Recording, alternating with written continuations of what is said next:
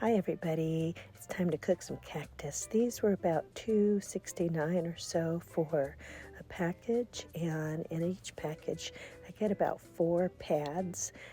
Now I buy the ones that don't have any needles on them, and so when I open them up I just kind of look over and make sure that there's no blemishes or anything on them, and I haven't found any needles yet. You can buy the ones that have the needles and clean them yourselves, and I think they're like $1 a pound or something like that. But for me, I've cleaned them before. It's really worth buying the ones that don't have the needles on it.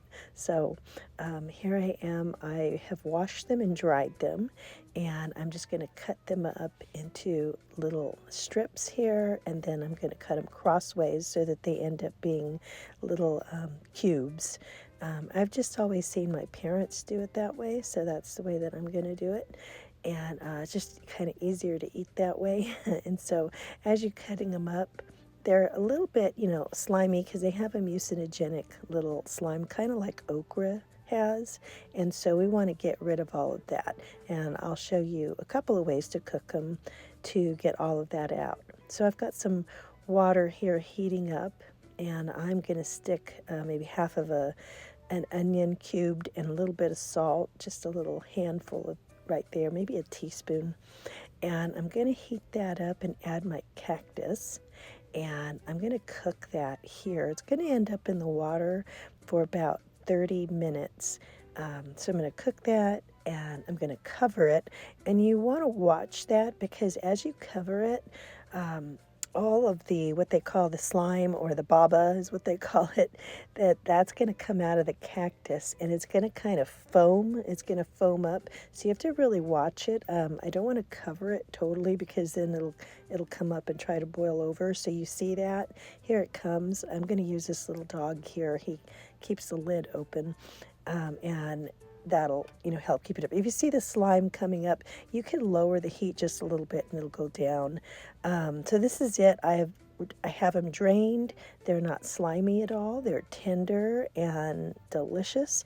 And the onion, I usually keep it in there with them as I put it into different dishes. And now the onion gets sweet. It ends up tasting kind of like pearl onions. So I'm going to use a little bit here.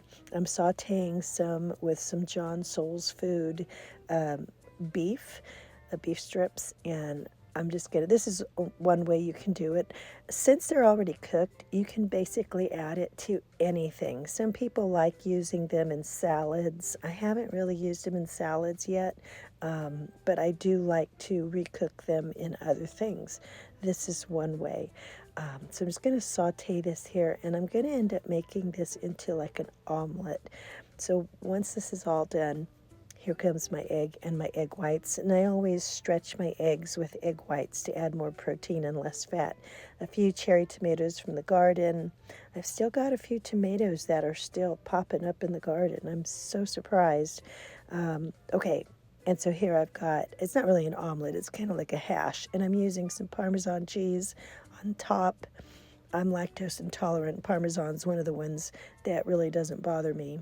So this is going to go into my husband's lunch with some avocado here on top and some low-carb muffins and some blueberries. This is his breakfast, and I'm going to have the same thing but with one muffin. Now this is another day, and I am having for lunch a low-carb muffin, which I've cut in half. There's a little mayo on there. I'm having a turkey burger with some cheese, so I'll take a lactate with that cheese. But over here I have some of my prepared cactus in the bowl, and I've just put some turkey and asparagus green bean soup on top, and I'm just going to reheat this a little bit, but it melds right into a soup. So you can add it to different soups just to increase that fiber.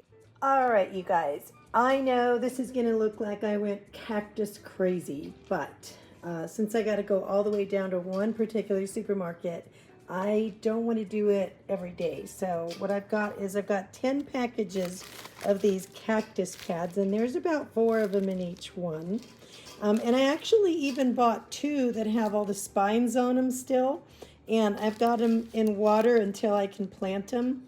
And these 2 pads I'm actually going to plant. They will grow more cactus. I'm thinking maybe I should just grow my own plants so I don't have to keep going to the supermarket. It's going to take a while. So for now, I will also buy.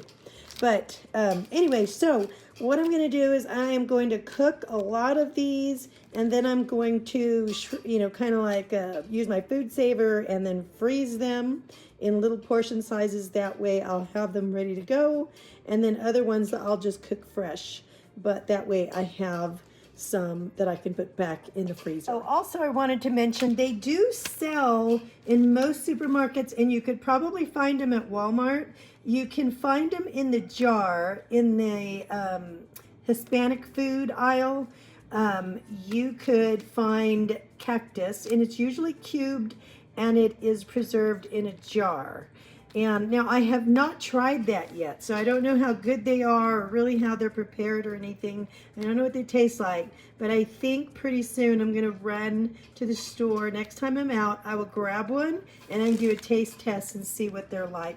I'm not quite sure nutritionally if those are any better or worse than getting them and cooking them yourself from fresh. But just wanted to let you know, if you don't have a Mexican supermarket, you wanted to try these nopales, these cactus, then you can get them in the jarred form, probably at Walmart. And they're in a liquid. I would drain them and then dry them and then probably cook them then. But I'll have to buy one first and we can see what that's like.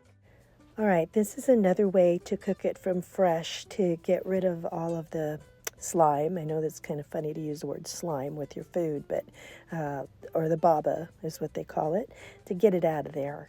So here I have maybe a teaspoon of olive oil in the pan, some onion, and I've got my freshly cut cactus, and I am just kind of sauteing it, moving it around the pan. You can kind of see it coming out a little bit.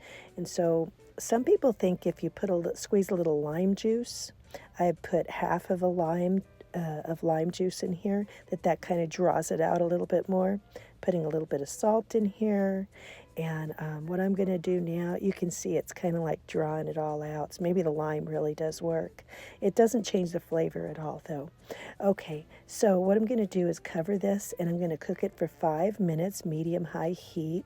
And now you can see it still has a lot of liquid. Now I'm just going to cook it and let it evaporate until all of that liquid is gone, and it's just kind of going to come out of there as the cactus cooks and becomes tender. This has got to be probably one of my favorite ways to cook it, and so now you can see it's all gone, and these are ready to use in anything that you want. And so what I'm going to use this for is I'm going to add some ground beef. So let me get these out of the pan. I'm going to brown my ground beef, and I'm going to add the cactus to that. And now that I look at this, I think I could have added probably twice as much cactus to this amount of beef, but it's okay. It's still going to be really good. I'm on a low-carb diet, so it's just going to be very filling. Now remember, you get so much fiber and so much filling from adding this cactus. And cactus takes about 2 to 3 hours to digest, so you're going to be full for a long time.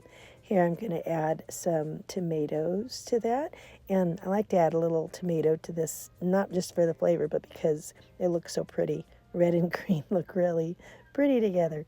So I've got that with a little Parmesan here and an egg cut, and it's a very simple and wonderful meal.